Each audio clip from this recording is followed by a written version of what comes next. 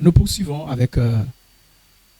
nous avons dit la dernière fois, en parlant de l'attitude du chrétien face à son ennemi, nous avons dit que l'ennemi, c'est la personne qui veut nous nuire, la personne qui veut nous détruire, c'est la personne qui agit contre nos intérêts. Mais attention, il faut distinguer l'ennemi de quelqu'un qui nous a simplement emmerdé. Il ne faut pas coller le mot ennemi à n'importe qui. C'est-à-dire quelqu'un t'a énervé, c'est mon ennemi. Non. C'est-à-dire papa t'a mal parlé, c'est mon ennemi. Le collègue a cassé quelque chose qui t'appartient, c'est mon ennemi. Non, l'ennemi, ce n'est pas quelqu'un qui a fait quelque chose de circonstanciel. L'ennemi, c'est quelqu'un qui a pris une posture et qui est déterminé à te nuire. C'est-à-dire son objectif, sa pensée veut vraiment te nuire. Et c'est cela qu'on appelle l'ennemi. Le pasteur t'a énervé, c'est pas ton ennemi. Tu m'as énervé parce que tu étais en colère et puis tu t'es mal comporté et j'estime comment telle personne peut manquer de respect. Cela ne devient pas mon ennemi. C'est quelqu'un qui s'est mal comporté ou bien quelqu'un qui a un mauvais caractère. Vraiment, lui, c'est quelqu'un toujours de nerveux. Vous le voyez, il s'énerve toujours. Bon, c'est son caractère. On prie pour son caractère. Mais ce n'est pas ton ennemi. Parce que si on fait pas cette distinction-là, on aura des ennemis partout. Et il y a des gens comme ça. Tout le monde est son ennemi. Parce que le mot ennemi ne colle pas ça à n'importe qui. L'ennemi, c'est quelqu'un qui a une posture. Ça dit que son objectif, son intention, sa motivation, c'est te nuire. Voilà ton ennemi. C'est cela qui est ton ennemi. Ça dit, il travaille pour te nuire. Il réfléchit comment te nuire. Il fait tout pour te nuire. Il est déterminé. Ce n'est pas quelque chose de circonstanciel. Peut-être qu'il a commencé un jour, mais il est déterminé. Et il veut atteindre son objectif. Ainsi, mais ton mari n'est peut-être pas ton ennemi, ce que tu vois comme ton ennemi. Ta femme n'est pas ton ennemi. Ton enfant, ton parent. Peut-être que simplement, c'est son mauvais caractère. Simplement, c'est une mauvaise action. Mais ce n'est pas ton ennemi. Sinon, tout le monde dira, à l'église, j'ai 5 ennemis. Parce que 5 personnes t'ont énervé. Non. 5 personnes m'ont énervé. Mais ce ne sont pas mes ennemis. Ah, le patron a un mauvais caractère. S'il a un mauvais caractère, mais ce n'est pas ton ennemi. C'est-à-dire, quand il parle, vraiment, il manque de tact. Vraiment, il cherche à me nuire. Mais ce n'est pas ton ennemi. On a pris pour lui. Il t'agace dans sa manière d'être. Mais ce n'est pas ton ennemi. L'ennemi, c'est quelqu'un qui réfléchit comment te nuire. C'est-à-dire qu'il s'est assis, s'est dit, quel mal je veux faire parce que mon objectif, c'est nuire une telle personne. Et c'est là qu'on appelle ennemi. Donc, n'ayez pas cette proportion-là à donner. Sinon, franchement, dans la vie, dans nos relations, mais au travail, en famille, il y a toujours des énervements. Toujours. Même en couple. Dans les couples, vraiment, il y a parfois des énervements. Et peut-être vous allez coller une étiquette à quelqu'un comme quoi il est votre ennemi, tandis qu'il n'est pas vraiment l'ennemi. Il ne faut pas abuser avec ce mot-là. On n'utilise pas le mot ennemi n'importe comment. Et nous sachons aussi que Dieu ne traite pas, ne colle pas le mot ennemi à n'importe qui. Parce que si Dieu attribuait ou considérait tout le monde comme ennemi, mais nous aussi nous péchons. C'est-à-dire qu'une fois tu as péché un peu, c'est fini. Dieu dit tu es mon ennemi. Voilà. Ou bien tu as fait quelque chose contre l'église. Dieu dit voilà l'ennemi de l'église. Qui pouvait subsister? Voilà. On a dit donner 10 000. Tu n'as pas donné, tu as 10 000. Dieu dit voilà l'ennemi de l'église. Allez.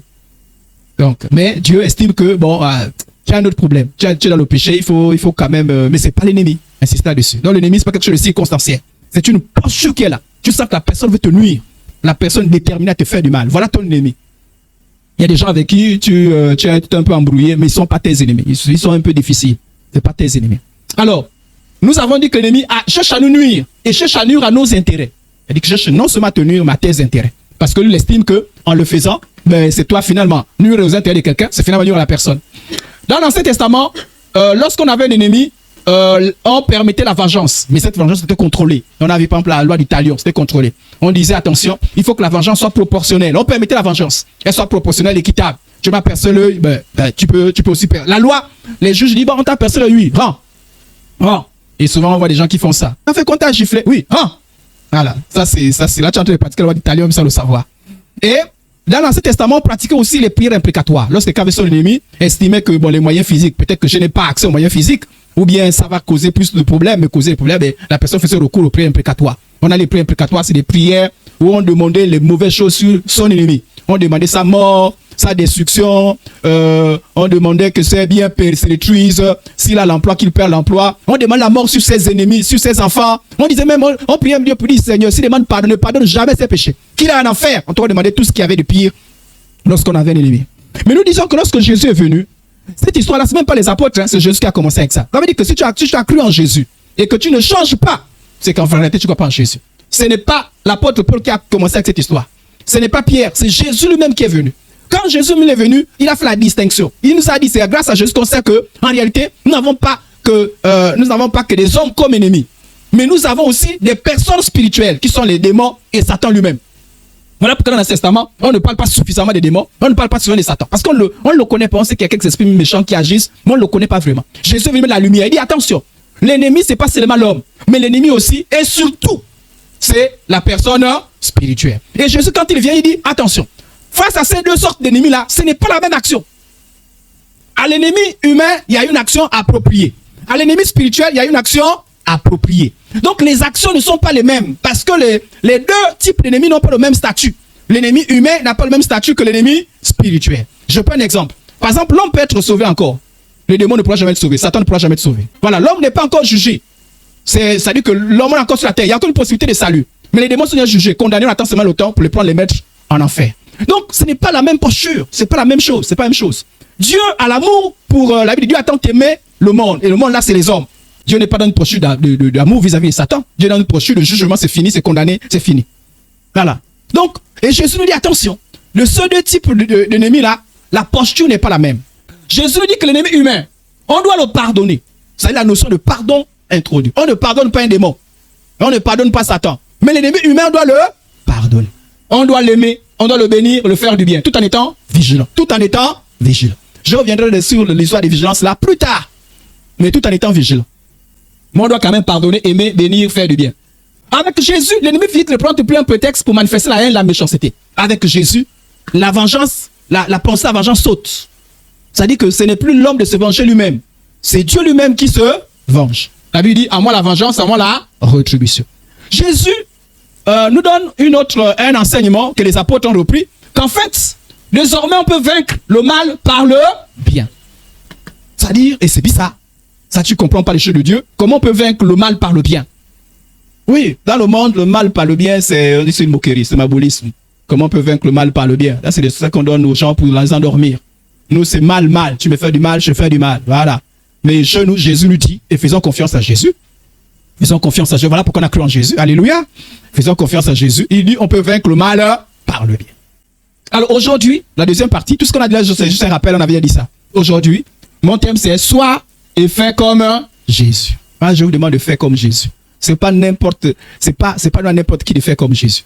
Il faut avoir l'esprit de Jésus pour faire comme Jésus. Cette chose à savoir sur l'action de Dieu contre nos ennemis. Lorsque Dieu nous dit, laissez-moi régler l'histoire des ennemis, les gens imaginent que Dieu il est là, et puis nos ennemis font ce qu'ils veulent. Et puis il est là, comme s'il dormait. Non, frères et sœurs en Christ. Dieu, il dit, ne vous vengez pas. Laissez-moi la vengeance. Voilà pourquoi il est écrit, à moi la vengeance, à moi la rétribution. Il dit, ça commence par, ne vous vengez pas. Alléluia. Il dit, vous, ne vous vengez pas. Les païens ne comprennent pas parce que les païens ne sont pas soumis à Dieu. Les païens, ils s'en foutent. Ils ne connaissent pas Dieu. Ils s'en foutent de Dieu. Voilà pourquoi certains sont restés à leur maison comme ils veulent. Ils s'en foutent de Dieu. Ils n'ont rien à faire, ils sur leur film, ils font les histoires. Mais vous dites que vous avez la crainte de Dieu. Vous vous honorez Dieu. Vous suivez Dieu. Que vous croyez en Dieu. Si vous croyez en Dieu, mais faites ce que Dieu demande. Faites ce que Dieu demande. Dieu dit, ne vous vengez pas. Laissez-moi la vengeance. Et la dernière fois, on a expliqué pourquoi c'est Dieu qui doit se venger. Parce que Dieu peut se venger tout en étant juste. Mais chez nous, c'est difficile. Chez nous, c'est difficile. Donc, face à nos ennemis, Dieu ne nous laisse jamais seuls face à nos ennemis.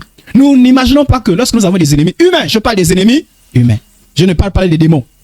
J'insiste. Aujourd'hui, je ne parle pas des démons. Tout ce que je vais dire concerne l'homme.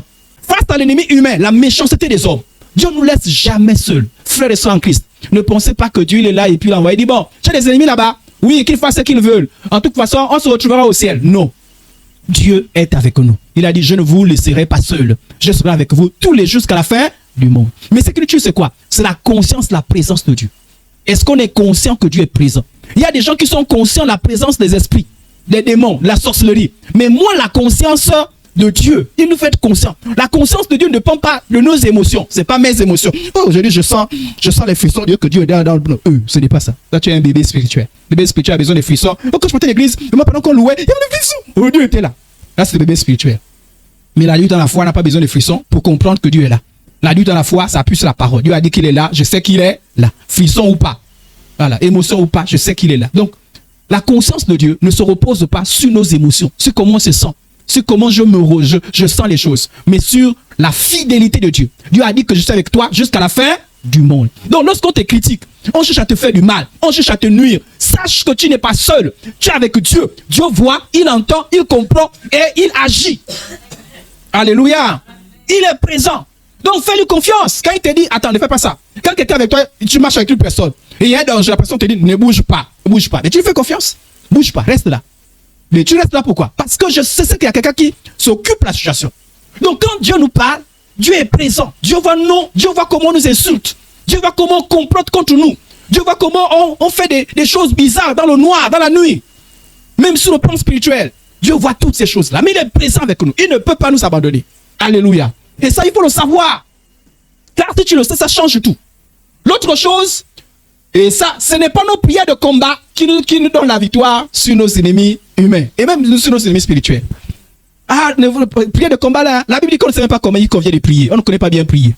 Mais quand les gens pensent que quand on dit on ne connaît pas bien prier, c'est pas les prières d'intercession. Non, même les prières de combat. Parfois on prie mal. Parfois on envoie le feu, là il ne faut pas envoyer le feu. Et heureusement que Dieu est là pour calmer les choses. Alléluia. On ne connaît pas. Non, c'est pas non. Les prières de combat sont utiles. Je n'ai pas le temps de donner l'utilité des prières de combat spirituelles. Ça peut être utile, ça peut te défendre. Mais ne pensez pas que ta protection est basée sur les prières de combat. Quand il y a des moments où tu n'as même pas la force de faire les prières de combat.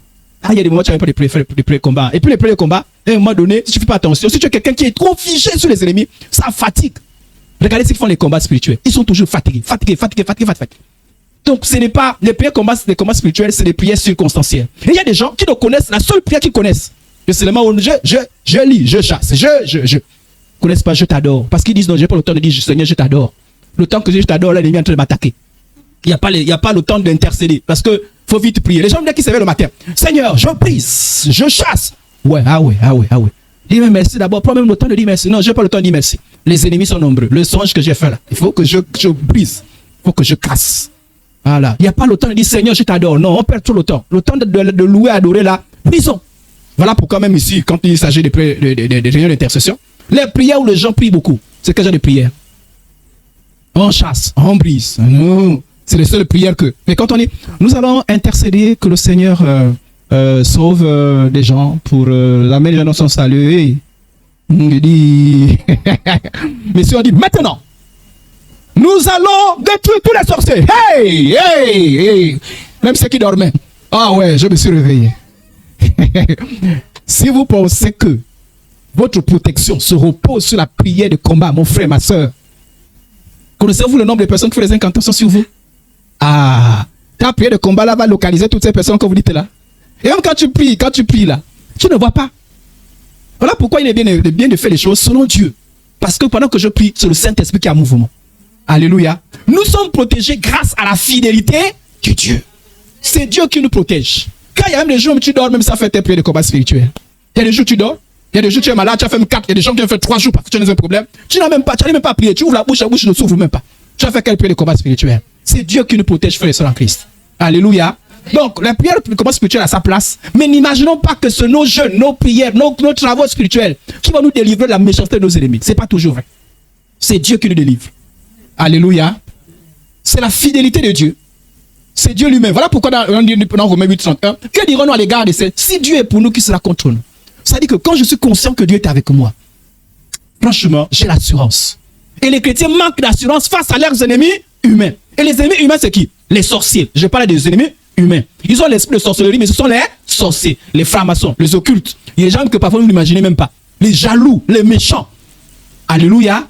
Si Dieu est avec moi, je n'ai pas à te craindre. Mais beaucoup de chrétiens manquent d'assurance. Oh, il bloque, il me fait...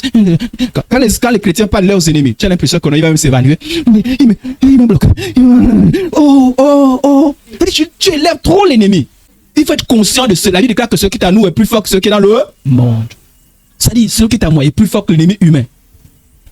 Si Dieu est avec moi. Non, en réalité, si vous comprenez ça, la conscience de votre identité en Christ de Jésus, c'est les méchants, les ennemis humains qui auront peur de vous. Ce n'est pas vous qui aurez peur de lui. D'eux, autant pour moi. Alléluia. Mais la plupart du temps qui fuient, ce sont les chrétiens, non? C'est toujours la crainte.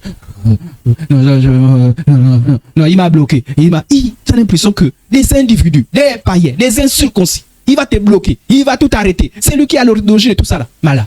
En tout cas, chez moi, voilà. Chez moi, quoi? Un homme, un individu, un petit voyou, il va bloquer ma vie. Il va commencer comment? Même vous-même. Il va commencer comment? Regardez. Lorsque Jésus est venu, jusqu'à un moment donné, ils ont tout essayé contre Jésus, ils ne pouvaient pas. Il y a même un épisode de la vie de Jésus où on a poussé Jésus. On l'a poussé. En fait, on voulait le jeter dans un creux. Il y avait un creux, on voulait le projeter pour qu'il tombe enfin, comme dans un trou. Mais ils l'ont poussé. Quand ils sont arrivés à l'autre côté du trou, on ne sait pas ce qui s'est passé. Ils ont lâché. On ne sait pas. C'est-à-dire que les mains se sont affaiblies. Et Jésus est passé. Ils étaient nombreux, toute une foule. Parce que pendant que les autres poussaient, les autres venaient de oh. Mais à un moment donné, ils se sont... Et Jésus est passé au milieu d'eux. Et la Bible explique que c'était pas... C'est-à-dire qu'il n'avait pas l'autorisation de faire... C'est-à-dire que de tuer Jésus. Il n'avait pas l'autorisation. Et même lorsque Jésus, on commence à attraper Jésus, parce que lorsque on frappe Jésus, vous pouvez penser que les hommes avaient autorité sur Jésus. Les méchants avaient autorité sur Jésus. Pilate, il a dit, je te parle, tu me réponds. Jésus dit, franchement, ne pense pas que tu as autorité sur moi. Parce que si Dieu le voulait, si ce n'était pas Dieu qui avait planifié ça, à l'instant même, les anges interviendraient à ma faveur. J'invoquerai mon Père, et mon Père enverrait des anges pour intervenir là. Il dit, ce qui se passe là, ce n'est pas parce que tu as le pouvoir sur moi, c'est parce que Dieu permet que je passe par là. Alléluia. Mais quand vous lisez, vous avez l'impression que non, les hommes étaient plus forts que Jésus. De toute façon, ils l'ont fouetté. Ils ont craché sur lui. Ils ont déchiré les habits. Et puis, en même temps, ils l'ont crucifié. Non, frère et sœurs en Christ. Voilà pourquoi il faut changer de mentalité. Vos difficultés ne veulent pas dire que les hommes ont le pouvoir sur vous. Alléluia. Si quelqu'un a fait du trafic et à cause de ça, tu es sorti du boulot, ça ne veut pas forcément dire qu'il a le pouvoir sur toi. Et c'est ce que je m'avais vous dire. Lorsque les serviteurs de Dieu sont menacés, Dieu lui-même s'élève pour intervenir. Dieu s'élève, frères et sœurs en Christ. Ne pensez pas que contre nos ennemis humains, je ne parle même pas encore contre les démons, contre nos ennemis humains, ceux qui font des incantations contre nous, Dieu se lève pour nous. Dieu met une limite aux ennemis. Il y a des choses que les ennemis ne peuvent jamais faire. Quand il a essayé de Job, même en parlant de l'ennemi spirituel, même sur les ennemis spirituels, enfin, Dieu met des limites. À plus forte raison des ennemis humains. Dieu a dit à Satan, parce que Satan a dit, Dieu, regardez, on va lire. C'est Satan qui parle. Ne l'as-tu pas protégé? Satan se plaint. Laissez que Dieu protège Job. Alléluia. Est-ce que vous savez que les méchants, les ennemis humains, comme spirituels, sont embêtés parce que Dieu nous protège? Frères et sœurs, qui ne nous protège pas? La méchanceté des hommes, nous serons déjà morts. Ah, quand vous voyez la sorcellerie, vous pensez à la sorcellerie, ils sont seulement, on le tourmente d'abord un peu, il est un peu malade, il est un peu bloqué là. Vous pensez sincèrement que c'est leur désir? Leur désir, c'est la destruction, c'est que vous mourrez. Mais pourquoi vous ne mourrez pas? Mais parce que Dieu ne permet pas. Alléluia. Vous pensez que moi je suis pasteur là, tout le monde quand non, il y a des méchants. Leur désir, c'est la mort, c'est la destruction. Ils ne veulent pas. Mais pourquoi je suis debout? Mais parce que Dieu veille sur moi. C'est la même chose sur toi, en ce qui te concerne. L'ennemi, l'action de l'ennemi, Dieu permet, c'était l'action, Dieu parfois permet, voilà pourquoi il est écrit, ils vous feront la guerre, mais ils ne vous vaincront jamais. Ils ont des limites. Ils ne sont pas tout puissants. Je vous donne une des limites. Une des limites. C'est qu'un sorcier, un méchant, je parle bien des hommes, voilà pourquoi je parle des sorciers, pas l'esprit de sorcellerie. Un sorcier ne peut pas déterminer quand est-ce qu'il va mourir. Impossible. Impossible. Impossible. S'il avait, je vous dis la vérité, si les sorciers avaient le pouvoir de déterminer quand est-ce qu'ils vont mourir, ils auraient tué depuis. Alléluia. Les païens disent souvent, le chien qui est méchant n'aboie pas. Le chien méchant, tu vas se marier, il vient, boum, il te casse, boum. Satan n'a pas, les esprits, les méchants n'ont pas tout le pouvoir sur nos vies. Dieu en tous ses enfants de sa présence, Dieu parle même à nos ennemis. Ah oui, hein. Dieu parle à nos ennemis, regardez. Mais Dieu apparut la nuit en songe à Laban. Laban voulait détruire qui? Laban voulait détruire Jacob. L'araméen, et lui dit, garde-toi de parler à Jacob ni à bien ni à mal. Il dit, toi là, je vois ton cœur. Je sais que tu as décidé aujourd'hui de faire du mal à Jacob. Mais je te dis, non seulement tu ne feras pas du mal, mais quand tu le verras, ne lui parle même pas mal. Ça dit, tu fais attention. C'est mon serviteur. Et ça calmait là-bas. Quand on lisait l'histoire, quand là-bas est venu, il a dit, ah Jacob, je cherche mes idoles, quelqu'un a pris, pourquoi tu es parti même sans m'avertir, hein? Mais c'était pas son intention. Hein. Il avait pris toute son armée, tous ces gens. Il a dit, allons attaquer Jacob. Mais quand il est arrivé, est-ce que vous savez des gens à qui Dieu parle, parfois qui prennent des mauvaises décisions. Lui là, je veux l'enlever du travail. Lui-même, Dieu lui-même lui apparaît, lui dit, toi là, et ça il n'aime pas. Et quand il est là, il dit, ah, tu ne connais, il y a des choses que Dieu fait, on ne connaît pas toujours. C'est-à-dire qu'il est là, ah vraiment, aujourd'hui, j'ai pris une mauvaise décision, mais je ne sais pas, je sens dans mon cœur qu'il ne faut pas qu'il fasse quelque chose. Tu n'es même pas au courant. Voilà pourquoi il faut louer Dieu. Voilà pourquoi on dit, rendez des actions de grâce à Dieu. Mais toi, tu dis non, pendant que j'ai marché, j'ai cogné la pierre, j'ai mal au pied, là, je rends grâce à Dieu. Pourquoi? Ah ouais, tu connais le complot que Dieu a déjoué pour toi. Voilà pourquoi quand on rend grâce à Dieu, on dit, Seigneur, des choses même que je n'ai pas vues, mais que tu as fait à mon égard. Alléluia. Lorsqu'on a amené Jésus le crucifié, regardez, pendant qu'il était assis sur le tribunal, la femme de Pilate, sa femme lui dit, celui qui était assis c'était Pilate, qu'il n'y ait rien entre toi et ce juste. La femme dit, ah ouais, mon mari, ne cherche pas le problème avec ce juste-là. Le gars là, il est juste. Quand tu es vrai enfant de Dieu, les méchants, qu'ils soient les sorciers, ils savent qui tu es. Ils savent que là, c'est un enfant de Dieu. Ils savent. Je ne parle pas des religieux. Il y a des gens qui savent, même quand il est sorcier, même quand il est méchant. Je vous ai dit qu'un jour, je suis entré dans une maison. J'ai entré dans une maison et j'ai rencontré le mari d'une sœur qui venait à l'église. Ça faisait longtemps que je voulais rencontrer ce monsieur. Et ce jour-là, j'ai rencontré, on se retrouvait. Je pense qu'elle a ouvert la porte, elle a disparu, elle a dit, je laisse avec mon mari. Donc, je suis resté, moi seul, avec le monsieur là. Je vois le monsieur, il est silencieux. J'essaie un peu de parler là. Il me regarde. Sa première parole, il a dit, tu sais, ton Dieu est fort. Je vous dis, hein, il m'a dit, ton Dieu est fort. Parce qu'aujourd'hui, j'avais décidé de te taper. Je vous dis, comme je vous parle comme ça là, mais je ne sais pas qu'est-ce qui m'arrête. Je vous dis, comme je vous parle comme ça là, il dit, je voulais te taper, je voulais vraiment, mais ton Dieu est fort. Je ne sais pas qu'est-ce qui m'arrête. Mais vous, quand quelqu'un me parle comme ça me donne l'onction encore pour parler. Alléluia. Alors, je le prêche l'évangile. Et je l'avais amené les CD, j'ai laissé les CD, il faut écouter, il faut faire des choses, etc. etc. Et j'ai prié pour lui. Parce que je sentais que Dieu a fait un signe. Mais je ne savais pas que dans son cœur, il avait lutté avant que j'arrive, il me taper. Je ne savais pas que dans son cœur, pendant que j'étais assis là, son cœur, et Dieu, mais vous pensez qu'il a changé la vie? Qui? C'est même prière de combat spirituel. Moi, je ne suis même pas au courant. Je n'ai jamais prié, oh Seigneur, brise. Je ne savais pas qu'il était méchant, mon égard. Je me disais, c'est un monsieur, simplement. Je lui parle. Je ne connaissais pas sa méchanceté. Alléluia. Alléluia. Dieu arrête. Dieu parle à nos ennemis. Il dit, qu'il n'y en ait rien. Car aujourd'hui, j'ai beaucoup souffert en songe à cause de lui. La femme dit, la nuit là, j'ai pas bien dormi. Est-ce que Jésus a fait les prières imprécatoires contre cette dame-là?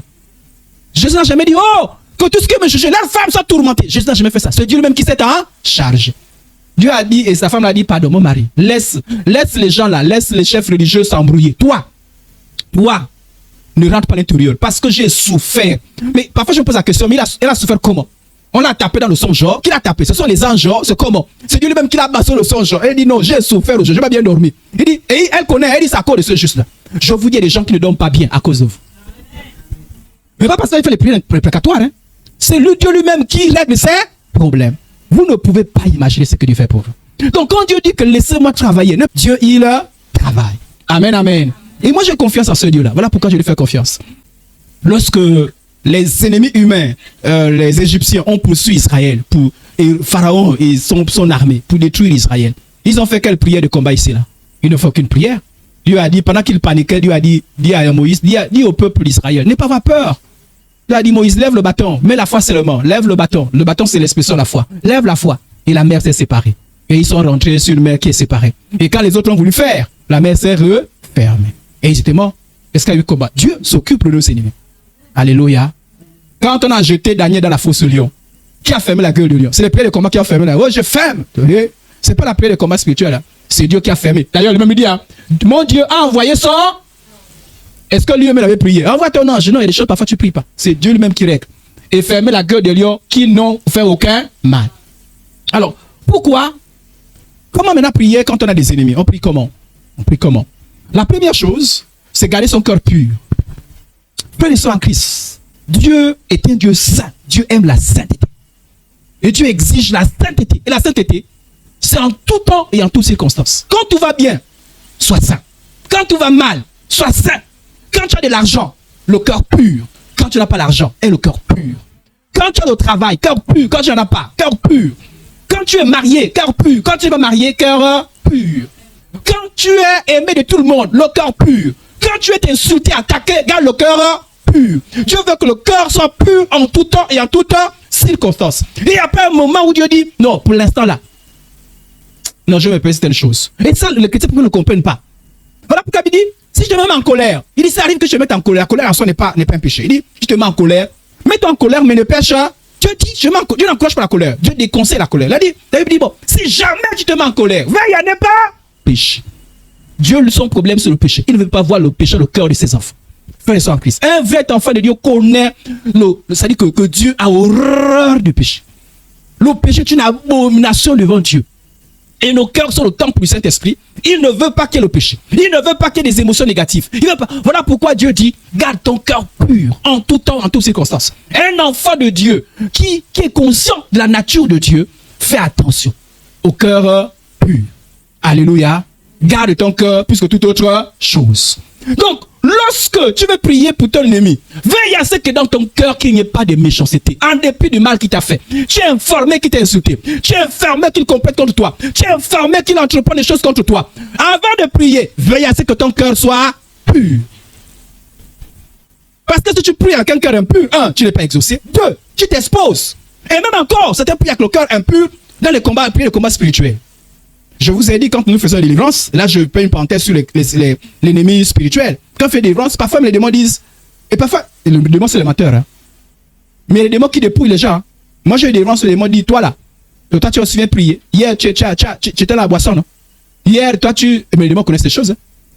Donc quand un démon dépouille comme ça, dit mon frère, si c'est la vérité là, si c'est que le démon dit la vérité, mon frère, quitte là.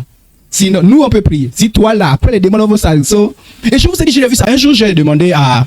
Et je vais souvent raconter ça. J'ai demandé à 2 jeunes filles, à une que j'encadrais, et j'ai dit, fais-toi accompagner. Et c'est fait accompagner d'une autre. Et pendant que je prie, les démons sont manifestés. Les démons m'ont averti. Moi, je pensais que cette fois-ci, les démons blaguaient. Je pensais, comme c'est des menteurs, je me disais que là, ils mentent. Ah, c'est sûr qu'ils sont en train de me dire des choses juste pour m'embrouiller. Les démons disent, Idriss, il y a la fille qui, parce que tu es dans un coin. Moi, je chassais tant que je chassais des démons. Il y a la fille qui est là-bas, d'arrêter de prier. Parce que si là, si elle continue, ça peut une dérange. Si elle continue, nous, on va lui faire du mal. Je me dis non, les démons, c'est les gens qui aiment toujours intimider les gens. Ils vont avoir. Et je prie au nom de Jésus, les démons là. Et comme la fille était remplie de démons, certains démons ont quitté cette fille là pour l'attaquer la jeune fille qui t'a de prier. Je me retrouve avec les démons l'ont saisi. Je me retrouve avec ça. Après, j'étais seul. Eh Seigneur, oh Seigneur. Bon, j'étais seul parce que je pensais que la jeune fille était là pour assister. Parce que je pensais qu'on était deux. Même si elle ne comprenait pas la prière, la prière de délivrance. Mais cette fois-ci, je me retrouve avec 2 personnes qui ont les démons qui veulent chasser les démons. Pour la première fois. J'ai prié pour 2 personnes à la fois. Je chasse là-bas au nom de Jésus, au nom de Jésus. Quand c'est que ça va, ça essaie un peu d'aller, je cours là-bas au nom de Jésus. Mais les démons sont quittés à l'instant même. Et je vous dis la vérité, c'est les démons là voulaient tuer la jeune fille. Si je ne priais pas, elle mourrait. Et Dieu était là. Dieu, j'ai dit Seigneur, là. Dieu m'a assisté. Dieu m'assiste. Donc, quand tu fais prier le combat spirituel, rassure d'abord que ton cœur soit pur. Et il y en a beaucoup qui sont des gens qui sont dans le péché, qui veulent faire le combat spirituel. On ne fait pas les prier le combat spirituel si tu es dans le péché. Il faut éviter ça. Mais tu te calmes. C'est comme quand tu fais les bagarres. Quand tu fais la bagarre, rassure-toi que tu es fort. Que tu es fort de ta position. Alléluia. Ah ouais, il faut fuir la bagarre si tu sais que tu n'es pas fort. Ça dit qu'il y a des moments où tu te dis, bon, là, ça, on ne sait jamais. On ne sait. Mais quand tu es sûr dans ton cœur, tu sais que les muscles là, les coups de poing là, sur moi là, je suis foutu. Mon frère, ma soeur, négocie. Dis, pardon, fuis. Si tu n'es pas fort vis-à-vis, qu'est-ce qui fait notre force? C'est Jésus. Mais tu as attristé Jésus, tu as attristé le Saint-Esprit. Tu as fait quel prière de combat spirituel? Voilà pourquoi je dis, avant de prier contre pour ou contre nos ennemis, rassurons-nous que notre cœur soit pur. Ne prie pas parce que tu as le désir de vengeance. La vengeance, c'est un péché. Ne prie pas parce que tu es frustré. Calme ton cœur. La première chose que tu fais quand tu as un ennemi qui t'agresse, veille sur ton cœur. Qu'il n'y ait pas de haine, qu'il n'y ait pas d'amertume, parce que ta prière est faussée.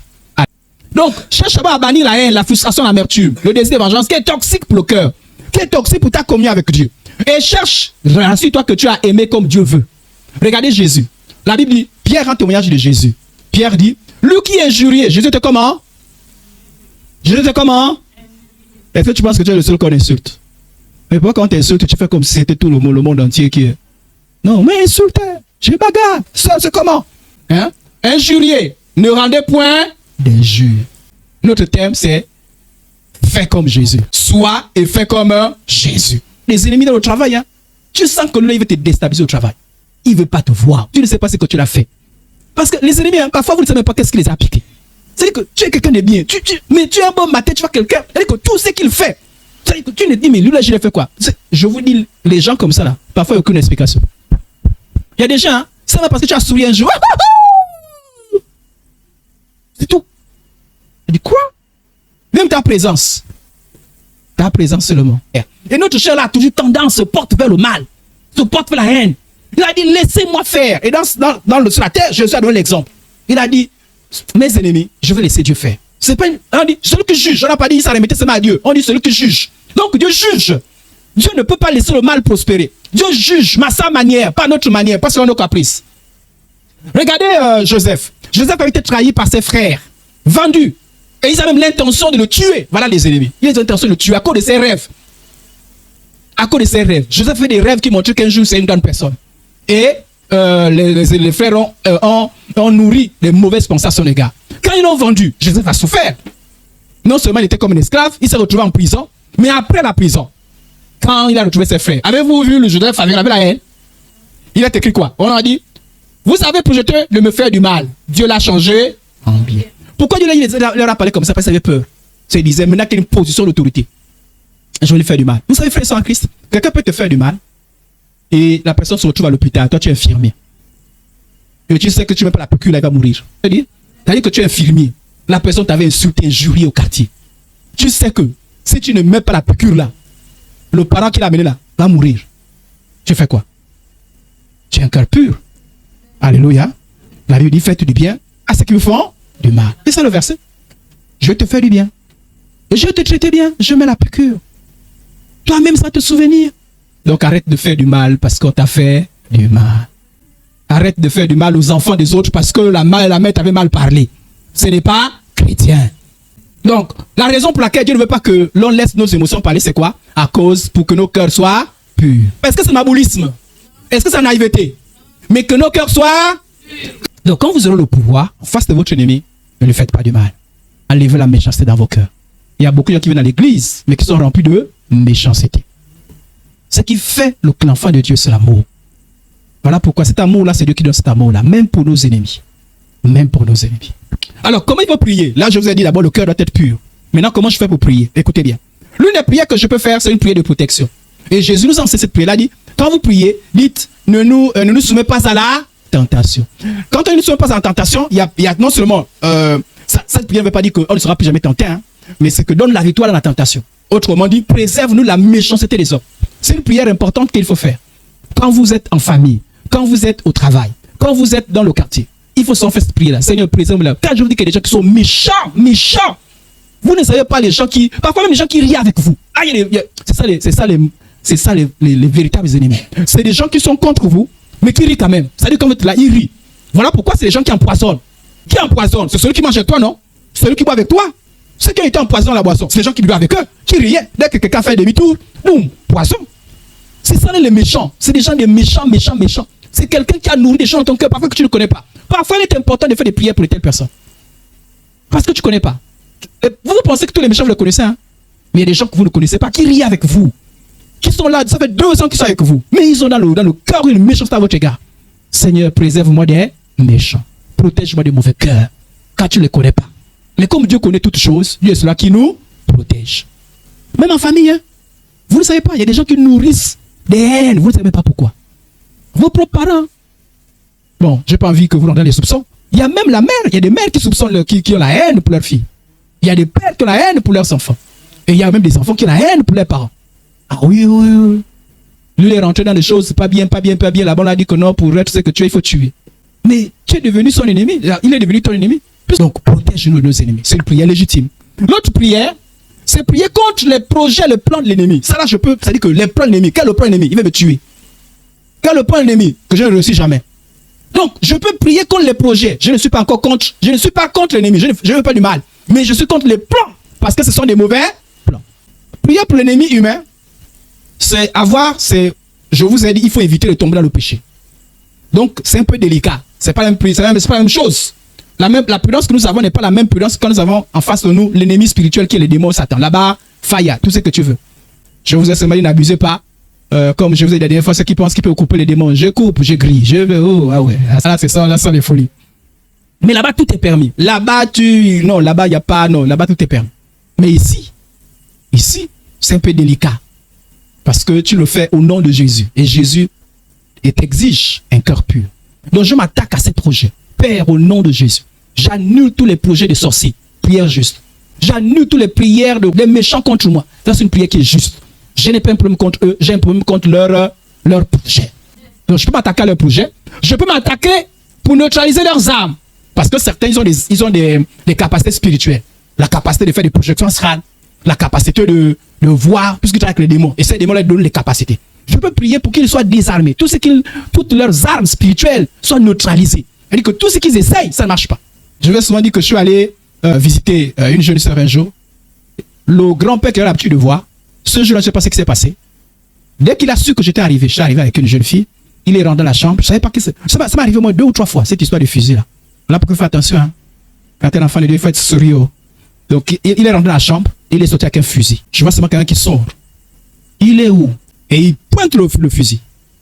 Je dis, oui, sa fille commence à pleurer. Et je fuis. Et quand je sors, c'était une grande maison hein, en barrière. Et quand je sors, ils avaient des chiens. Et ils envoient les chiens contre moi. Donc, j'avais 2 problèmes. J'avais et les chiens et le fusil.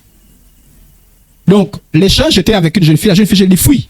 Et je me suis mis devant, je regardais parce qu'elle, je lui ai dit, cours, je le protège. Cours. Donc, je faisais tout. Je essayais de ramasser des pierres pour essayer d'intimider les chiens tout en reculant. Et lui, ce qui m'a sauvé, c'est quand il veut remettre son fusil, le fusil ne se met pas correctement. C'est-à-dire qu'il met tac, ça ne marche pas. Il met tac, ça marche pas. Jusqu'à ce que je reculais. Et à un endroit donné, il y avait une piste. Je suis dans la piste là et moi aussi, je me suis enfui. Sérieusement, je mourrais ce jour-là. Mais qu'est-ce qu'il a fait? Je ne pense pas que c'est au fil d'un hasard. C'est Dieu qui avait bloqué le fusil là. Alléluia. C'est Dieu qui avait bloqué le fusil ce jour-là. Donc la même chose, ça c'est l'arme physique, mais il y a des méchants que je les armes spirituelles. Mais les armes spirituelles, je veux prier pour que leurs armes soient anéanties. Il y a un monsieur, c'était un ganga. Les gangas, ce sont les sorciers. Les gangas, ce sont des sorciers. Les sorciers qui font du commerce avec leurs sorcelleries, qui font semblant de faire du bien, mais en réalité font du mal. Donc, il y a un ganga qui s'est converti, il est devenu pasteur, hein, et il raconte, il dit qu'il avait sa soeur qui priait, et sa soeur l'énervait. Ça dit, sa soeur l'énervait. Et puis, chaque matin, sa soeur lui regardait avec un bon sourire. Bonjour, grand frère. Et puis, elle chantait les louanges. Alléluia. Donc, ça l'énervait. La joie de la soeur l'énervait. Et un jour, il a souhaité que la soeur soit paralysée. Et pour paralyser, il fallait qu'il fasse une pratique. Et cette pratique, il a besoin de, comme un cadenas. Donc, il faisait des incantations, il a fermé le cadenas. Ça devait paralyser sa jeune soeur. L'homme qui raconte, hein. Donc, un jour, il a pris le cadenas. Et en voulant fermer, il savait que ça se fermait. La soeur devenait paralysée. Quand il veut fermer comme ça, le cadenas est tombé. Il s'est tombé, boum. Et il savait que là, il avait raté. Il ne pouvait plus faire quelque chose. Et lui, il dit, mais comment? Chez les autres, c'est facile. Pourquoi chez la sœur, ça ne marche pas? Dieu avait désarmé ce monsieur. Alléluia. Il a pris un symbole, une arme, mais Dieu s'est en charge. Donc moi, je peux prier. Je prie que tous ceux qui entreprennent des choses contre moi, que toutes leurs armes soient anéanties. Je ne pêche pas contre Dieu. Je peux aussi prier pour neutraliser leurs œuvres, les œuvres des méchants. Humains. L'œuvre des méchants, c'est quoi? Sa maladie. J'ai le pouvoir. Est-ce qu'on a dit d'aimer la maladie? Est-ce qu'on a dit d'aimer la pauvreté? Est-ce qu'on a dit d'aimer, je sais pas, le chômage? Donc la méchanceté des hommes s'est traduite par des œuvres. Ces œuvres-là, je peux les attaquer. Alléluia. On m'a demandé de ne pas nuire à l'homme. Moi, on m'a pas demandé de ne pas nuire aux œuvres de méchants. Le problème, c'est quand je fais toutes ces choses, il faut que je croie que quand je prie, je neutralise la douleur. Je neutralise les insomnies. Je neutralise tout, c'est-à-dire tout ce qu'ils envoient comme il est écrit, toutes les flèches de l'ennemi forgées contre vous seront nulles et sans. Mais ce sont les œuvres-là. Parce que quand les méchants agissent, c'est tous les méchants qui connaissent, qui utilisent les moyens spirituels. Ils envoient des flèches. Et ces flèches-là, c'est maladie, pauvreté, blocage. Je peux briser toutes ces choses-là. Maintenant, il peut arriver. Vous m'écoutez très très bien. Parce que là, on rentre dans un domaine délicat. Un domaine délicat. C'est-à-dire la frontière est mince entre ce que je veux dire et la vengeance. Il peut arriver, exceptionnellement, que Dieu t'utilise, toi, ou bien ton pasteur ou ton responsable, pour exercer sa discipline sur quelqu'un. C'est-à-dire que Dieu veut qu'on prononce des paroles de jugement sur une telle personne. Ça peut arriver. Ce n'est pas quelque chose que vous faites tout le temps, mais ça peut arriver exceptionnellement. Ce n'est pas comme des peines imprécatoires. C'est-à-dire que c'est comme des imprécations, mais ça là, c'est le Saint-Esprit qui inspire ça. Regardez, je vous prends un exemple. Savez-vous qu'un père et une mère peuvent maudire les enfants, non? Vous le savez? Est-ce que, mais il n'a pas besoin d'être chrétien. Pas besoin d'être chrétien, hein? C'est un principe d'autorité. Dès qu'un père et une mère t'a maudit, tu es maudit. Et j'ai déjà vu des gens qui ont été maudits par les parents. Ah oui, hein? Je connais des gens qui ont toute leur vie été maudits. C'est-à-dire que le jour que les a maudits, ils riaient. Mais quand les a maudits là, la malédiction. Oh. Mais est-ce que ça dit maintenant que tu te réveilles au matin, toi là, tu es avec moi, maudit? Ça c'est un mauvais parent, non? Est-ce qu'on a dit que vous venez maudire les enfants? Mais tout parent sait qu'il a le pouvoir de malédiction. Encore, si ton parent est spirituel, comme les pasteurs là. Moi je suis un homme spirituel, je te maudis, tu es maudit. La vérité. Vous pensez que moi je parle dans hasard. Je te maudis, tu es maudit. Donc, mais le méchant c'est qui? C'est quelqu'un qui dit, j'ai pas maudit toi, maudit. J'ai maudit un là-bas, moi un. toi, le maudit. Non, non, non, non. Ça, c'est dans les cas extrêmes. Je vous prends un deuxième exemple. Savez-vous que, je vais vous lire le texte. Qu'un tel homme soit livré à Satan pour la destruction de la chair, afin que l'esprit soit sauvé au jour du jugement ou du Seigneur Jésus. Savez-vous que l'homme spirituel a le pouvoir de livrer quelqu'un à Satan? Non. Vous n'êtes pas au courant. Vous n'êtes pas informé. Je vous dis ça simplement. Le pasteur a le pouvoir de livrer quelqu'un à Satan. Ça dit quoi, livrer quelqu'un à Satan? Je vous ai dit qu'en fait là, Satan n'a pas le pouvoir sur vous comme il veut. Son pouvoir est limité. Si Satan avait le pouvoir, il devait éliminer l'église. Et tous les chrétiens, ils devaient tuer. Ceux qui vont vivre la grande tribulation, ils vont souffrir hein, parce que l'église sera enlevée. Satan aura comme tous les pouvoirs. Mais là, son pouvoir est limité. Mais quand on te livre à Satan, c'est comme si on disait, Dieu, retire ta protection. Retire tout. Imaginez que vous avez quelqu'un des bandits qui veulent du mal et puis vous avez la police. La police vous protège. Ils sont là dehors. On dit, vous là, vous avancez, ils se remettent en prison. Et vous là-bas, la police, vous faites le bruit. Ah, la police est là. Et puis le police dit, quoi? Nous? Attendez. Sors. Tout un groupe. Avec les bâtons, les quoi. Et tu es seul, tu n'as rien. On te dit, hey, tu n'as même pas aucune arme. On te jette. Tout le monde sait que tu es cuit. C'est ce qu'on appelle livre à Satan. Si on te livre à Satan, tu es foutu. On a compris? Le pasteur a ce pouvoir. Pourquoi? Parce qu'il a une autorité. Mais le pasteur n'a pas utilisé ça n'importe comment. Non, tellement énervé. Non, quoi? Je passais par là. Je lui donne moi 100 francs, pas donner 100 francs. Je le livre. Non, Jacques, je passais. Voilà pourquoi je vous ai dit une fois que si vous voyez un pasteur qui s'amuse avec petit peuple, livre à Satan. Il faut fuir. Parce que ça qui a une autorité. Parce que moi, je ne peux pas être sous l'autorité de quelqu'un qui est tout le jour en train de me maudire. Tu blagues moi, je t'ai maudit. Hey, je te livre à Satan. Hey, un pasteur comme ça, il faut fuir là-bas qui te livre à Satan. Maintenant, la Bible a une malédiction sans cause d'un point de fait. Le problème, c'est quoi? C'est comme tu n'es pas parfait. Est-ce que tu seras parfait? Il y a des jours peut-être que tu vas des cas de langage. Mais si le cas de langage te livre, c'est pas bon. Donc tu dis, ah lui là, il n'a pas la miséricorde. Dès qu'il y a un petit problème, livre à Satan. Un petit problème, livre à Satan. Ah, je ne suis pas en sécurité. Ah oui, moi comme ça je fuis, je vous dis la vérité. Dès qu'il y a le pouvoir, comme je vous ai pris l'exemple, c'est-à-dire que tu es avec ton père et ta mère, dès qu'il y a un petit problème, vous savez que c'est les bandits. Ils te mettent dehors, allez là-bas, même si on te tue. Là-bas, tu dis, c'est quel parent? C'est celle qui chaque fois m'expose. Ah non, non. Donc c'est une autorité que le pasteur a, qui n'utilise pas n'importe comment. Mais il peut l'utiliser à cas extrême. Et là, dans cet exemple, nous sommes dans un cas extrême. L'apôtre Paul estime que c'est grave. Quelqu'un qui faisait le banditisme dans l'église. Il faisait le banditisme, il se avec n'importe qui, l'impudicité, il dérangeait l'église. Et l'apôtre Paul dit, livrez une personne à Satan. Parlez seulement. Parlez. Faites attention. Et le pasteur n'a pas l'autorité là parce qu'il gêne beaucoup. C'est parce que c'est une autorité. De la même manière, ton père et ta mère ont une autorité. Donc, s'il utilise, voilà pourquoi tu as un père qui te dit tout le temps, je t'ai maudit, coupe les liens. Dans l'âge, tout ce qui va dire, ça, je sors, je renonce à cette cellule-là. Parce que tous les jours, maudit. Ne peut pas être sous l'autorité d'une telle personne.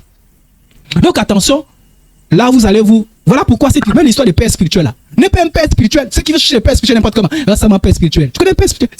S'il est méchant, c'est l'autorité que tu donnes, non? Tu as dit père, hein? Et vous savez que tout ce qui est autorité a le pouvoir de maudire. Donc si c'est méchant, le jour que père spirituel, donne-moi 10 000, il y a certains, je suis ton père, 10 000. Tu n'en même pas, je te maudis. Si tu as un type comme ça là, il a ces problèmes dans la tête tous les jours. Il dit à partir d'aujourd'hui, Seigneur, je renonce à celui du père spirituel. Non, sors. C'est normalement la couverture du père spirituel te bénir, pas te maudire, pas t'exposer. Non, c'est pas une protection pour moi, c'est une malédiction pour moi. Je sors de là. Amen, amen. Donc, tu peux arriver que Dieu t'utilise toi. Il dit, prononce une parole de jugement sur une personne. Vous savez, hein, c'est parce que vous ne connaissez pas votre autorité. Sincèrement, si Dieu avait dit que nous les chrétiens là, maudissons les méchants humains, je vois les gens qui mourraient. Ah oui, hein. Vous blaguez, les imprécations que font les sorciers là, c'est pas comme le chrétien. Hein. La puissance du chrétien, oh là, la puissance du sorcier. Si Dieu m'avait donné la permission de tuer tous ceux qui m'embêtent, qui devaient encore survivre. Voilà pourquoi ceux qui font les imprécations, ça marche pas. Pourquoi? Parce que vous n'avez pas de l'autorité. Dieu a dit laissez ça. Mais quand vous faites vos histoires, vous là-bas. Mais si vous avez donné le pouvoir, c'est comme quand on dit Satan. Quand Jésus va revenir, après la lèvement à l'église, après la grande tribulation, quand je vais revenir, la Bible dit que Jésus, avec le Satan, par le souffle de sa bouche. Comment? Par le souffle de sa. Mais là, on a l'impression que Satan il est fort, non? On dit Jésus il est là. Non, il n'est pas fort. C'est pas le moment. Mais quand le temps sera venu, quand Jésus viendra, il ne combattra même pas. Le souffle de ça, c'est tout. C'est comme le chrétien. Si Dieu dit, Idriss, prononce une parole maléfique sur celui qui t'embête tous les jours. Une seule parole, c'est fini. Et il arrive exceptionnellement que Dieu vous donne le droit de toucher à la vie d'un agent de Satan. Pour un objectif bien précis. C'est pas par haine, hein, pas par méchanceté, mais il fait trop. Et Dieu lui dit, écoute, j'ai décidé qu'une telle personne meure. J'ai décidé qu'une telle personne soit arrêtée. Ce matin, aujourd'hui, déclare une parole. Ça arrive. Un petit sorcier fait le bruit, insulte Dieu. Dieu dit, et tu es là, Seigneur, bénis-le. Dieu dit, aujourd'hui, tu ne le bénis pas. Moi, je te donne l'autorisation de prononcer une parole. Regardez ce qui s'est passé. Hein. Ici. Saul appelait Paul, rempli du Saint, fixait les regards sur lui et dit, en fait, je vous donne le contexte. Paul prêchait l'évangile. Paul savait qu'il y avait les sorciers, il prêchait l'évangile à une autre autorité. Et il y avait quelqu'un qui était là, en tant que c'est un sorcier. Donc pendant que Paul partage la parole, il fait ses imprécations, ses incantations. Il envoie les démons. Paul fatigué. Là, il remplit, c'est le Saint-Esprit qui la demande de faire ça. Parce que là, c'était plus les œuvres. Là, ce n'était plus les armes. Le Saint-Esprit a dit, tu touches à la personne. Tu touches à la personne, directement. Et le Saint-Esprit a dit quoi? Le Saint-Esprit a dit, il va dire ce que le Saint-Esprit, il va faire ce que le Saint-Esprit a recommandé. Homme plein de tout, donc il regarde le petit sorcier en question, il dit, homme plein de toute espèce de ruse et de fraude. Fils du diable. Ennemi de tout temps. Ennemi de tout temps. C'était pas, il n'a pas soupçonné, hein. Vous là, faut pas faire ça. Je soupçonne. Non, c'était pas un soupçon. C'était clair. Et le Saint-Esprit a orienté. Il dit là, c'est plus les basses armes, c'est plus, tu le touches directement. Ça peut arriver, exceptionnellement. Ne cesseras-tu point de pervertir les voies droites du Seigneur? Est-ce qu'il a dit, tu m'as trop énervé? Non, ça veut dire avec l'énervement. C'est pour une cause juste. Alléluia. C'est pour défendre la justice. C'est pour défendre la droiture. Pas pour dire, non, il m'a mal, il m'a dénigré, ma dignité. À ce niveau-là, tu es trop charnel. On t'a dit qu'il a fait ça pour... Non, tu as réduit. À cause de toi, je ne suis plus reconnu comme homme de Dieu. Non. Pervertir les voies droites du Seigneur. Maintenant, voici la main du Seigneur est sur eux. Tu seras... Il a touché quoi? Sa vie. Là, c'est plus ses œuvres. Sa vie. Mais c'est des façons... Maintenant, l'apôtre Paul ne partait pas. L'apôtre Paul ne partait pas tous les jours. Et toi? Tu es avec moi? Sois aveugle. Et toi? Vous avez lu comme ça, non? Il y a des gens qui insultaient l'apôtre Paul, non? Il y avait des gens qui le frappaient, non? Est-ce que chaque fois il fermait les yeux? Non. Ça arrive de façon exceptionnelle. Comme je vous ai dit dans la discipline, le pasteur peut livrer quelqu'un à Satan. Depuis que tu sais, je dois livrer quelqu'un à Satan ici, là. Mais pourtant, je suis conscient du pouvoir. Mais oublie, le pasteur, il ne connaît pas. Je suis conscient de mon pouvoir. Alléluia. Et toute ma vie, je ne voudrais pas livrer quelqu'un à Satan. Mais si Dieu, tu as le plan avec Dieu, Dieu dit livre. Ah ouais. C'est comme toi où tu es là. C'est qu'on dit là. Ça, même toi qui es chrétien, tu as le pouvoir. Et Dieu peut t'utiliser, toi, pour exercer cette autorité là. Il dit, tu seras aveugle. Pour un temps. C'était pour le déstabiliser. Pour qu'il soit KO. Tu ne verras pas le soleil. On dit aussitôt. Et devenir aveugle. Ça peut arriver. Alléluia. Donc il peut arriver que Dieu te dise, là, le petit voyou là, il dérange un peu tout le monde. Le petit sorcier, le petit rousse, il croit qu'il a tous les pouvoirs. Il déclare une parole. Il va arrêter avec son boulot. Il est trop orgueilleux. Il déclare une parole. Je te dis, tu déclares, son boulot cesse. Et tu as déclaré, pam, le lendemain matin, il ne sait pas ce qui s'est passé. Renvoyé. C'est Dieu qui a demandé de faire ça. Dieu peut demander de faire ça. Ça peut arriver. Soyez conscient de votre autorité. Hein? Dieu peut te demander de prier comme ça. Mais c'est de façon exceptionnelle. Maintenant, c'est pas, le pasteur nous a enseigné. Comme l'apôtre Paul. Mon grand-père qui m'énerve là. Sois aveugle. Aïe. Toi. Le voisin qui la dernière fois qui m'a regardé bizarrement. Faya. Aveugle. Dieu n'aime pas dans ton histoire. Il sait que ce soit la chair, soit Dieu n'est pas là-dessus.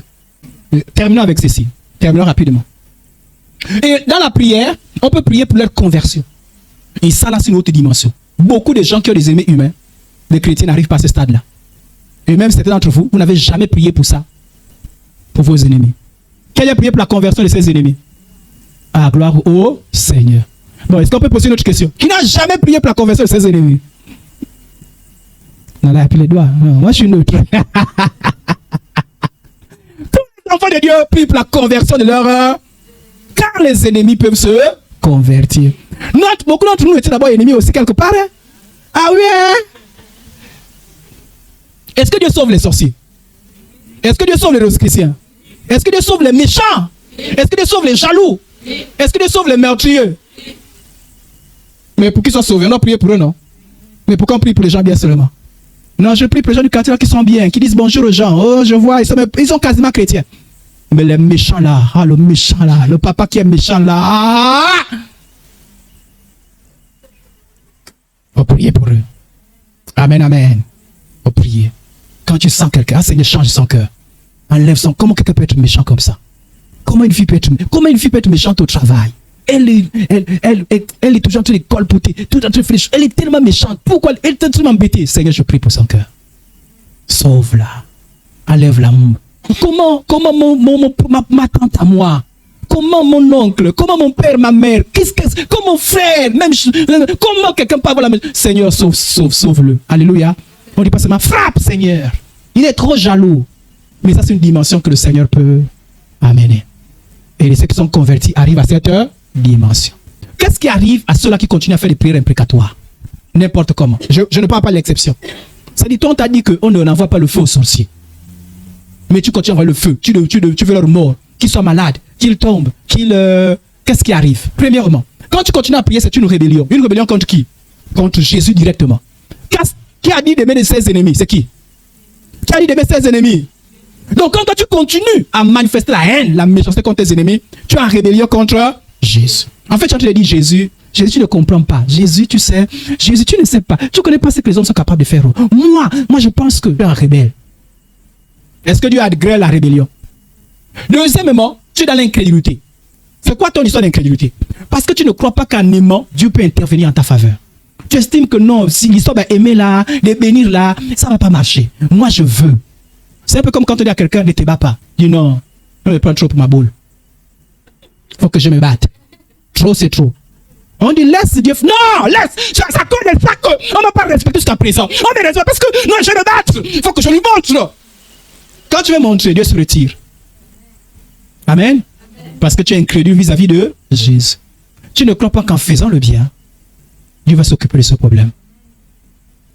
Ceux qui croient en Jésus font confiance à Jésus. Dis Jésus. Et tu es honnête, hein? Tu dis Jésus, c'est avec moi. Je devais lui bastonner. Il y a des gens, parfois, tu sais que tu as le pouvoir de les bastonner. Même les gens comme ça, là, tu sais que tu as le...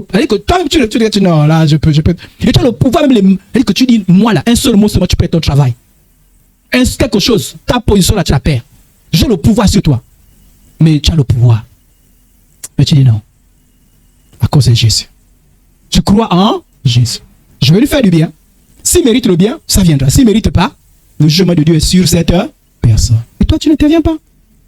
Regardez par exemple, vous qui êtes au bac. Un enfant qui t'embête et l'enfant arrive au bac. Bac, tous les enfants sont polis. Oh. Bonjour madame. Tu sens que tu as le pouvoir. Tu dis, toute l'année, tu n'as pas dit bonjour. Et je sais que tu me critiques. Tu vas me coller un nom. Je sais que si je te donne un 12, tu as le bac. Mais si je te donne un 8, tu perds le bac. Donne, sois juste. Si la personne mérite ses 12, donne ses 12. Lui-même, il va réfléchir. Donc, agir ainsi, c'est faire confiance à Jésus. Jésus, vraiment, j'étais humilié le jour que l'enfant m'a insulté. Mais je te fais confiance. Mais dire que moi, je vais me venger, ce n'est pas faire confiance à Jésus. Et les chrétiens qui marchent sans faire confiance à Jésus, troisième chose, c'est une méchanceté. Quand tu es toujours en train de lancer le feu, tu es dans une méchanceté. C'est-à-dire qu'il y a des gens qui prient pour que les gens meurent. Je vous ai dit que je suis allé quelque part et le pasteur, il venait là, il dit non, vous me voyez là. J'ai trois pasteurs qui m'ont embêté. Il y a 2 qui sont morts. Il a tué les pasteurs. Hein. D'après lui, bon, je ne sais pas si c'est vrai. Hein. Il a tué 2 pasteurs. Il y a un qui reste, qui va bientôt mourir. Parce que les pasteurs là l'ont confondu avec lui. Il a beaucoup plus d'onction que ces pasteurs. Il dit, ils l'ont embêté. Et il dit, vous savez ce que j'ai fait? J'ai pris l'onction. J'ai versé. 2 sont déjà morts. Donc, et après il dit, vous qui avez les gens qui vous embêtent là, demain, amenez les photos. Alléluia! Et tu ne fais pas comme ça là, la photo et puis l'offrande. 100 000. Il va te tuer quelqu'un comme ça, comme toi, comment? Tu as vu quelqu'un qui tue comme ça, il ne donne pas l'argent. Tu viens avec 100 000. Et il y a des gens qui, non, là, ils se disent, non, mon oncle là, ma nièce là, mon tel, les méchants. C'est des choses comme ça là, c'est le jour que on va inviter les gens ici là. Et ceux qu'on invite, parfois, on ne sait pas ce qu'ils vont dire. Le jour qu'il va dire, on va se lever, on va tuer nos ennemis. Je vais voir qui va se lever pour tuer les ennemis ici. On va tuer les sorciers qui nous embêtent. Je vais vous regarder. Parce qu'on ne sait jamais, on ne sait jamais, hein. Moi, je vais faire, j'ouvre une parenthèse. Quelqu'un vient ici, il prêche. Ce qui est correct à l'enseignement qu'on vous donne, vous recevez. Ce qui n'est pas correct, vous rejetez. Donc, c'est qu'elle vous dit, levez-vous. On va tuer nos ennemis. Tous les hommes qui nous embêtent là. Moi-même, j'arrête. Moi-même, j'arrête. Moi-même, j'arrête. Mais si jamais je peux le pouvoir l'arrêter, vous vous levez. Je vais seulement, oh, mes deux oncles là, meurent. Je vais regarder. Mais je sais le cœur.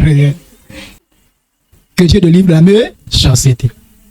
Quatrièmement, c'est des blessures intérieures. Les gens qui sont blessés. Quand quelqu'un t'a offensé, t'a fait du mal. Il y a même des gens qui ont la haine contre les morts. Vous savez ça, non? C'est la personne qui l'a énervé est déjà décédée. Mais la haine là. Il y a des gens qui sont allés même sur la tombe. Sur ta tombe là. Tu pourris encore. Vous connaissez la méchanceté des hommes? Il y a des gens qui sont méchants. Je vous dis, il y a la méchanceté des gens. C'est-à-dire qui sait que tu es mort. Il y a même des gens qui viennent assister même à l'enterrement des personnes qui estiment que c'était leurs ennemis. Ils viennent pas, ils viennent pour dire, oh Dieu, je te bénis. Il est mort. Il est même tourné autour du cercueil. Hein. Tu es mort. Pendant que les autres font comme ça. Là. Vous pensez qu'il est venu faire... Non, il est venu se réjouir. Tu es mort. Tu meurs bien. Tu pars en enfer. Tu pars pas au ciel. Les gens qui sont méchants. Mais j'espère qu'il n'y a pas quelqu'un qui a un problème contre les morts. Et qui sont méchants jusqu'au contre les morts. Que Dieu délivre la méchanceté. Quand quelqu'un t'a fait du mal, que ton cœur soit guéri. Voilà pourquoi dès que tu as les ennemis, l'une des choses qu'il faut faire, c'est l'état de ton cœur. On dit donne à manger, donne à boire. Amen. Ne parlez pas. Quand vous parlez, il m'a fait ça, il m'a fait ça, il m'a fait ça, il m'a fait ça. Vous blessez votre cœur. Ne calmez même pas vos ennemis. Ne passez pas votre temps calmement. Que votre cœur soit guéri. Et ça crée un cycle de vengeance. La personne qui est en train de faire les prières imprécatoires est toujours focalisée sur le mal. C'est-à-dire que pendant que Dieu dit, focalise-toi sur la bonté de Dieu. Sur les bonnes œuvres. Voilà pourquoi c'est dans la bouche toujours. Ce qui me veut du mal, ce qui me bloque. Ne perds pas le temps dans ces gens-là. Avance avec Dieu. Dieu prend soin de toi. Tu n'auras pas la paix intérieure. Je vous dis, ceux qui sont toujours les histoires des ennemis là, vous aurez du mal à avoir la paix intérieure. Vous aurez du mal à trouver la paix. Et quand vous manquez de paix, ça peut bouleverser votre santé. Voilà pourquoi aimer et pas. Alléluia. Le pardon, ça libère. Le bénir, ça libère. Alléluia. Mais parce que tu es en train de maudire. La Bible déclare que ceux qui s'habituent avec la malédiction, tu attires la malédiction. Tu ne peux pas faire. Et tu seras toujours affaibli face aux démons. Et c'est ça. Une fois que tu es rebelle vis-à-vis de Dieu, tu attires le Saint-Esprit. Est-ce que tu es encore fort contre les démons? Tu deviens vulnérable contre les démons. Voilà pourquoi tous ceux qui sont dans les combats contre les hommes, ils n'ont jamais la victoire. À partir d'aujourd'hui, changez cette mentalité-là. Si vous êtes là, oh le sorcier, oh, vous n'aurez jamais de victoire. Vous allez voir que vos problèmes se multiplient. Plus tu fais les combats, plus tu as les problèmes. Mais quand tu fais confiance à Dieu, quand tu pries, selon qu'on a dit comment prier pour l'ennemi, tu pries correctement, tu fais confiance à Dieu, tu vas voir que la paix du cœur et Dieu s'en occupe. Amen.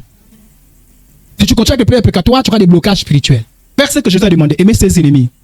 Ne pas faire du mal à ses ennemis. Et laisser la vengeance à Dieu. Ce n'est pas la faiblesse, mais une position de victoire au travers de la sagesse de Dieu.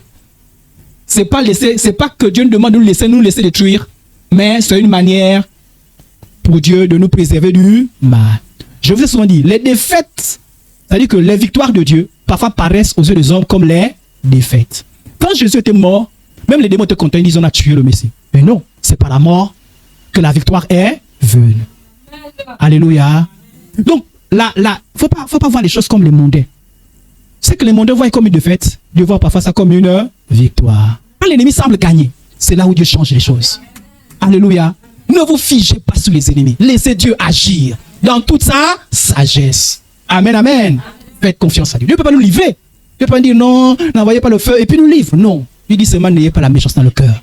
Le feu là, c'est le feu de la méchanceté. Aimez, faites du bien. Sauf le cas exceptionnel. Bénissons le Seigneur, rendons les actions des grâces.